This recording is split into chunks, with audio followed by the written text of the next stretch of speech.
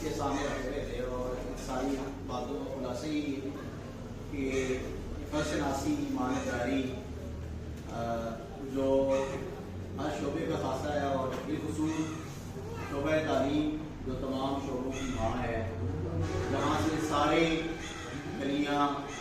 ساری شاخیں ٹوٹتی ہیں. تو نظریاتی اساتذہ جو اس طرح کی سوچ کے حامل ہوں، امت مسلمہ کے لیے اس طرح کا درد رکھتے ہوں، فکر رکھتے ہوں، یقیناً یہ بہت بڑا قیمتی سرمایہ ہے. تو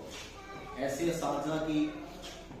پاکستان کو بالخصوص امت مسلمہ کو ضرورت ہے، جو نظریاتی بنیادوں پر کام کرنے والے ہوں، جو اپنے طلباء کو اپنی اولاد سے زیادہ دیکھنے والے ہوں. تو یقیناً یہ آج کا دن ہمارے لیے، ادارے کے لیے اس اعتبار سے بہت ہی ہمارے لیے